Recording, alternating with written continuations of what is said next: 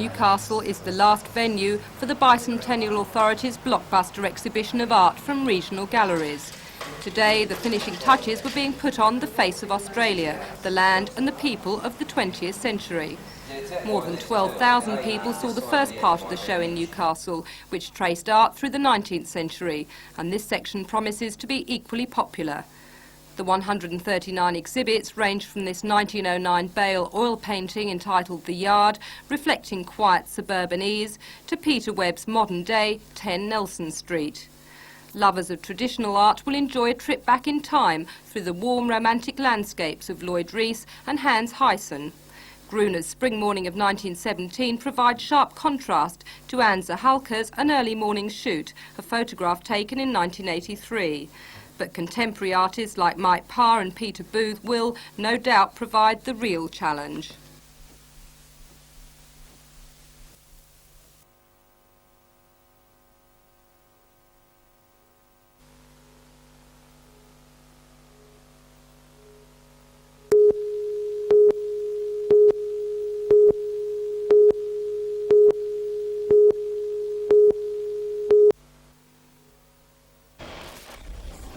Thirteen-year-old Trevor Logan died on his first visit to Redhead. He and his family had travelled from the inland centre of Wagga for a holiday.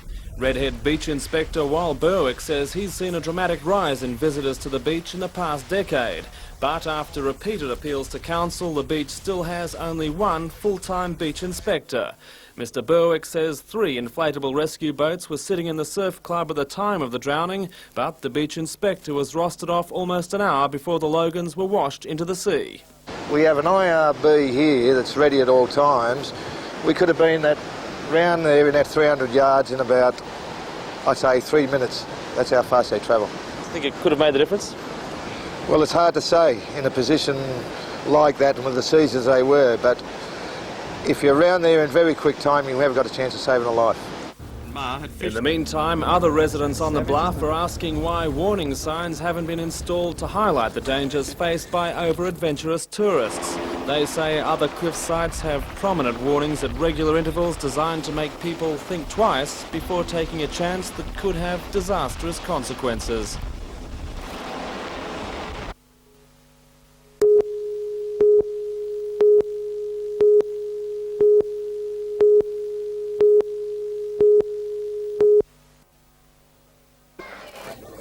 It's one of those rags to riches stories. After copping 100-0 hidings last year, North's officials today celebrated the club's new direction. MMI Managing Director Tony Vanning, in handing over the first cheque, said the money is a good investment.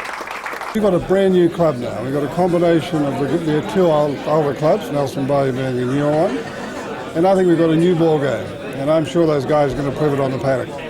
Last year's drubbing seemed to be all but forgotten. As with the new funding, the club can now afford to buy some quality players. Chairman of the North Nelson Bay Steering Committee, Peter Arnold, says the team has new zest. It makes us a lot more competitive.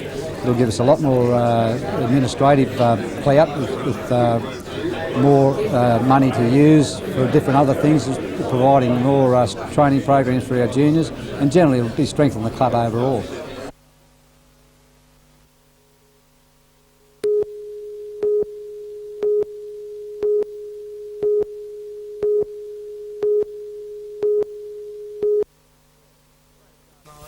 Frank Arkell met fellow independents Ivan Welsh and George Keegan for a talk about tactics. He claims much of the responsibility for taking his steel city out of the doldrums. Now he wants to reform the state.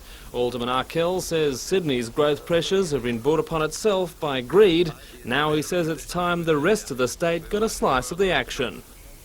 I think the Premier should freeze the growth of Sydney to allow other parts of New South Wales to develop, and I do mean Newcastle, I mean Wollongong, I mean all other centres in the whole of the state. Unfortunately, the cost in Sydney now to Sydney people travelling and services is enormous, and it's draining the rest of the state. And I would say that something like 60 to 70% of the population of New South Wales would now be living in Sydney. The Lord Mayor, who prefers to be called plain old Frank, says it's up to the Premier to start the ball rolling by touring the state. And I think the Premier should now move out of Sydney from the point of view of on a Friday. He should move into the country part of New South Wales and see what's happening in Armidale, see what's happening in Forbes, see what's happening down south in Wagga. And I think if he spent 5 or 6 hours in various country towns at the end of each week, I think he spends enough time in Sydney now anyway.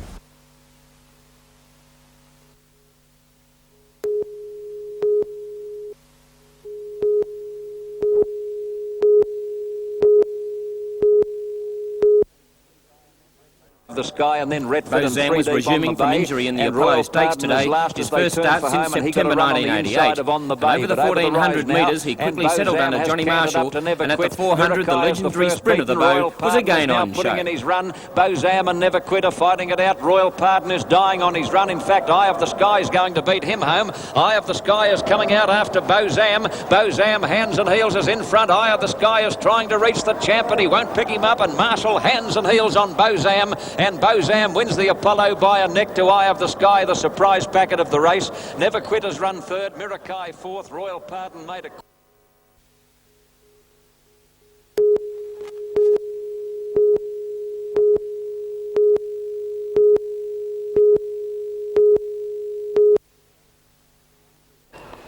English amateur champion Russell Claydon headed the leaderboard overnight, and the Great White Kipper took to the Belmont course this morning like a fish to water. With gallery in tow, the Englishman showed his talents with a fine array of shots. Surprise package of the tournament, Sydney's Ken Glasson continued his good form, here putting on the 18th for a birdie. Glasson has played in several Lake Macquarie championships, but never featured on the leaders' board. Ex-state player Danny Motosenko from the Bankstown Club was putting well, with West Australian Tony Mills here chipping onto the first, also firing. 22-year-old Grant Dodd, a Colts player last year, showed he'll be a name to watch in the future.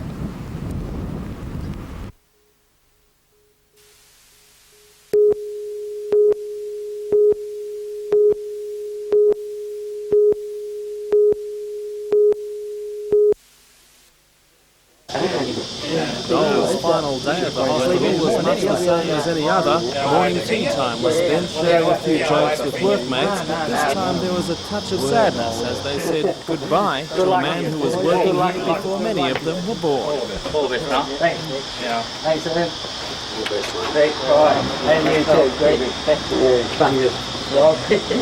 He's been a swell guy to work with, and I'm just sorry to see him leaving, and hope his retirement is everything he expects it to be. Dole joined the hospital as an apprentice plumber in 1944. He says the big change he's noticed is that nobody stays around much anymore. Nowadays, staff come and go before Noel has had a chance to get to know them. And he admits he thought of moving on as well.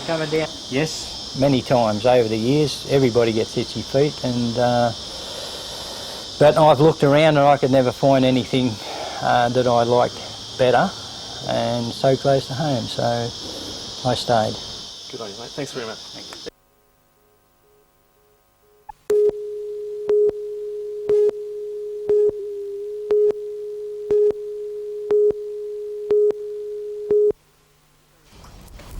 Carrington Slipways is a vital part of the AWS bid and was the starting point of today's tour.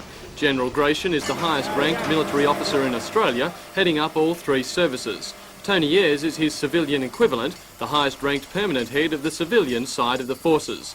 Both will play a key role in deciding between the two consortia bidding for the $5 billion frigate contract. AWS was certainly not underestimating their importance, and today several directors travelled to Newcastle to accompany the General and Secretary on their tour. General Gratian has also inspected the Williamstown dockyard, which is the focus of the Victorian frigate bid. Although the General declined to comment on Carrington, work on the Australian Government's Antarctic research vessel is well underway, and Managing Director Don Laverick says the timing couldn't have been better. This ship is being built exactly the same way the frigates will be built. They're built in units, which we consolidate into blocks and outfit those blocks as we're going, and that's exactly the way we'll be building the frigates. Was it a system that the General seemed impressed in? He certainly asked a lot of questions about it, so he wanted to know about it, and that's the system that is utilised in Holland. The General's visit to Newcastle was very brief, under 3 hours in all, and NBN stepped in with a courtesy helicopter ride to allow him to also view the other principal AWS site, the former State dockyard.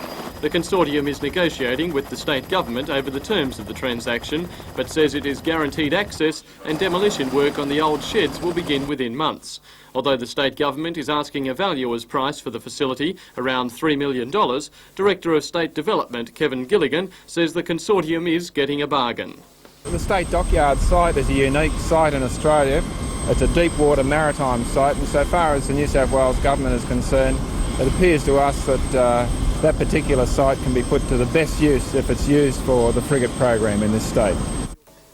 After an aerial view of the facility, General Gresham was shown plans of what AWS want the site to become. The brief visit was concluded with an inspection by vehicle. According to AWS Chairman Doug Rosa, the tour was well worthwhile.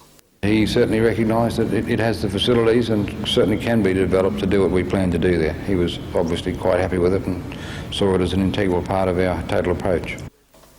The AWS directors took advantage of their Newcastle visit to update local media. Mr Rosa says an AWS win will create more than 1,000 jobs in Newcastle and hundreds more indirectly. Over the first 15 years, the consortium plans to spend $1 million a day, much of it in the Hunter. Ross Hampton for NBN News.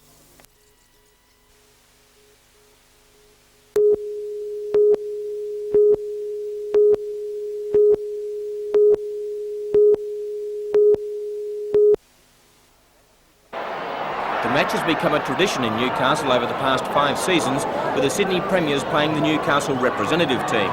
That changed slightly last year when the Knights entered the Winfield Cup and beat Manly in front of 21,000 patrons.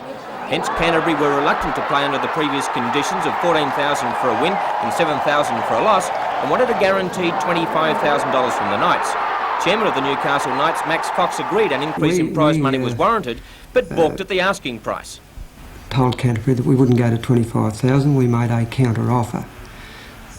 Peter Moore was to get back to Graham Hards, our manager, and let him know, and he wasn't available either Monday or Tuesday, and that's the last we've heard of it till I had a tape replayed to me this morning of Peter Moore's comments on radio in Sydney. The match is off. We'd rather not play the match. Not even if you're offered the 25,000? No, mate, we're not interested now. It's brought bad blood into it. Late this afternoon, Newcastle Knights General Manager Graham Hards indicated that a meeting with Peter Moore will take place in Sydney tomorrow morning at 10:30 to try and resolve the crisis.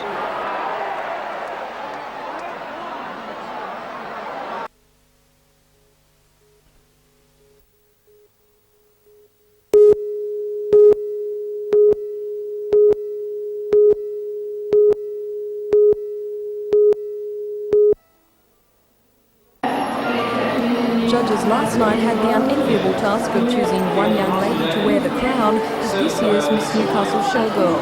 19 young ladies entered the competition, vying for that title and the prize of a 13-night cruise on the South Pacific. Judges chose Jane Henderson, a 20-year-old secretary and part-time university student, to wear the crown. She will now go on to represent Newcastle at the Zone contest, and from there may be selected as the belle of Sydney's Royal Easter Show. Runner-up in the competition was Lisa Davis, a student nurse at the Hunter Institute of Higher Education. Lisa won a week's holiday on the Gold Coast.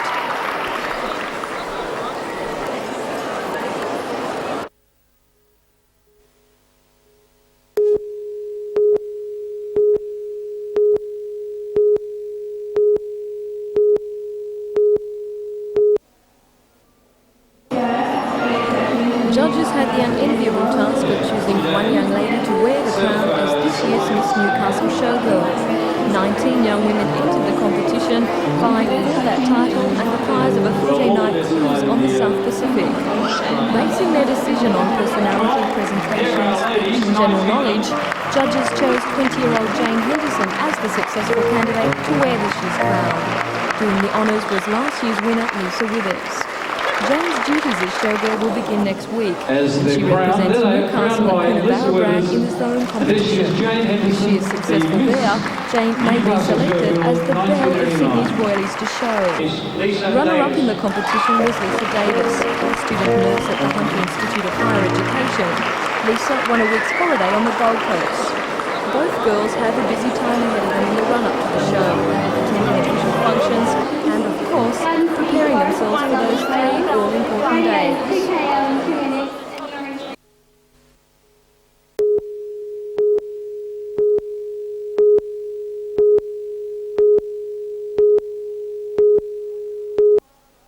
And it's still Martin Hagan. Look at Wilmot trying to get on the inside of Watson. Hagan the leader. Watson's after him. He's got him on the corner. And it's Watson that goes to the lead.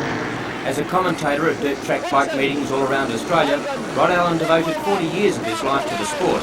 His death in October of last year and his contribution to racing will be remembered this Sunday at Barley Ranch Raceway at Raymond Terrace with a full program of events. 2 of the youngsters that Rod watched come up through the ranks to stardom are Chris Watson and Stephen Davies. Watson has gone on to win many national events on 250 and 500cc machines, and Stephen is the current 500cc Australian champion. And for Stephen Davies, this meeting is something special. A few of the guys are just trying to put on a meeting, you know, because Rod Allen, he put a lot into motorsport in general, and he meant a lot to the sport.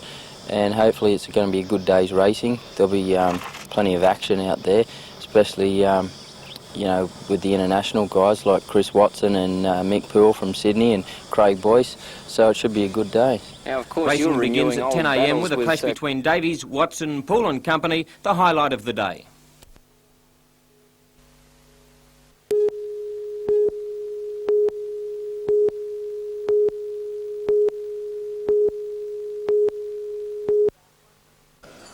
About 150 members of the business community attended the breakfast function at City Hall.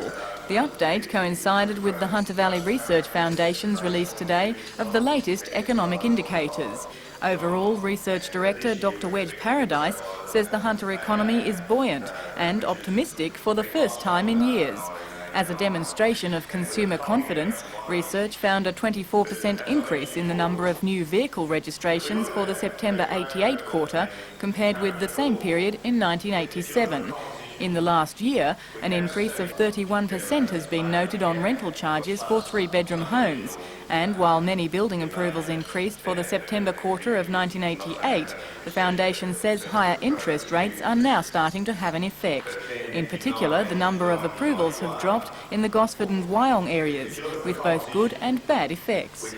Of course, it'll have a negative impact on the building industry and not having as much demand, but on the other side I think a number of people in the building industry would suggest that there's been a lack of skills and lack of labour as well as lack of building materials, and so perhaps a respite in the number of new homes being approved may allow the building industry itself to catch up to the demand.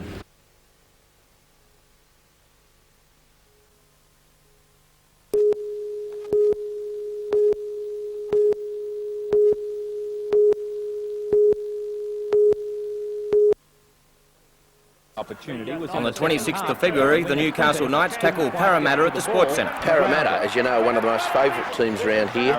Well, second to the Knights, I'd like to think these days. But there will be a big crowd out here. It's going to be well promoted. It's going to be a kids' day with merry-go-rounds, jumping castles, that sort of thing. So we're looking for a good crowd here to see a good football match and also to help the telethon, which is a great cause, as we all know. Australian and international dirt track stars face each other on the 19th of February at Cameron Park. Riding 500cc machines, it will be the first time that match racing has been a part of the program. Merriweather Golf Club will host 2 top days action over the 18-hole city layout. Well, yes, we're proud to have 2 telethon days. Friday the 10th of February we have Pemberton's advertising day here, and on the 10th of March, Friday the 10th of March, we have a big day here with Pablo's Golf Day, which is a $100 a head day, and I expect that it will be a ripper. The Newcastle Falcons are gearing up for a busy season, and they'll find out how their preparation has been on March the 2nd. Telethon's certainly great for Newcastle, and we'll play the Falcons will play their part in a game which we've arranged with the New Zealand national team on Thursday, March the 2nd, which just precedes the telethon. For the first time, live races will be taken from Broadmeadow during the telethon. It's opportune, Mike, that we have a race meeting planned for that day, and we're linking in with the telethon on that day. So I suppose it's a little bit of a tradition in the racing industry that whenever there's a good cause to be supported, the racing industry gets right behind it. And the Australian Socceroos, under the guidance of Frank Arrock, will play Austral United as part of telethon. Arrock is setting his charges for the upcoming World Cup qualifying matches.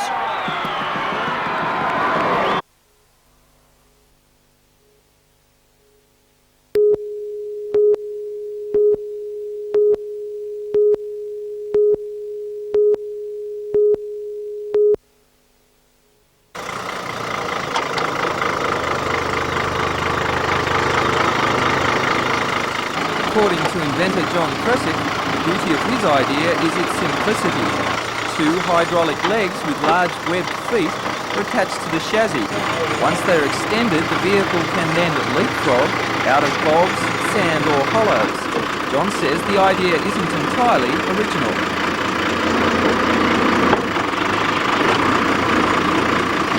I started from watching the crocodiles going emerging from the water, from the creeks and rivers and go up, sliding up the banks, or not sliding, climbing up the banks. So I thought that'd be great on a four-wheel drive. Initially designed for off-road drivers, the device could also be fitted to two-wheel drive cars for that drive in the bush, or as a jack to change the flat tyre.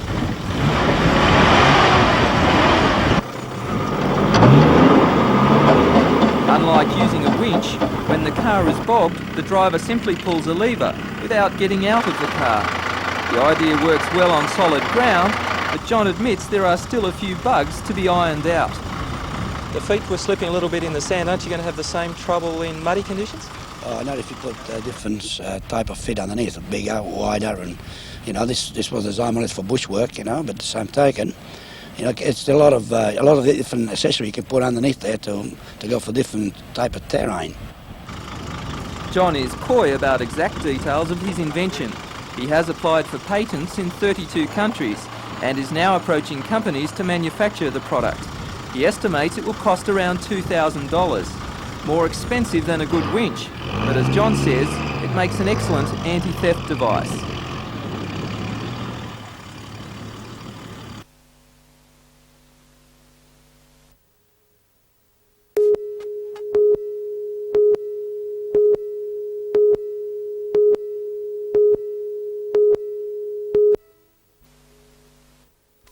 "24-year-old Glenn Anthony Miller escaped from the Goldman Training Centre on January 20 after concealing himself in a bread van. A man answering to Miller's description but with a moustache could be the same person who held up the Newcastle State Bank branch on the corner of Hunter and Bolton Streets on January 23. The bandit was photographed by the bank's security camera and it matches shots on police files. A large amount of money was taken in the armed robbery. It was Miller's second escape from jail. Police say when he was on the run the first time, he held up a number of banks. They say he is extremely dangerous.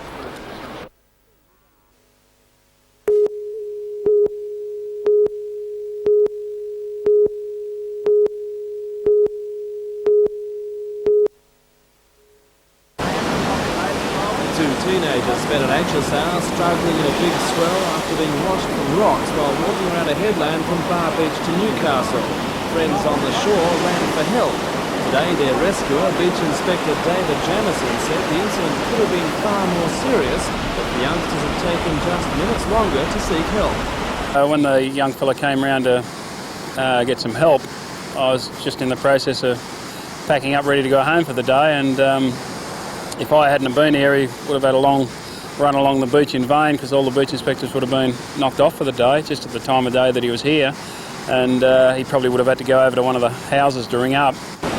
David Jamieson says Derek LaRouchetel and Rodney Owens, both 15 of Merriweather, were tiring and starting to panic when he reached them with a flotation buoy. Then it was just a matter of time before rescue by a police-launched backboard. He says the boys did the right thing in swimming away from the breakers. The best thing they can do is stay right away from the edge of rocks to start with, because those waves, they can always knock you into the water. But if you do get knocked into the water, try and stay away from the rocks till help arrives.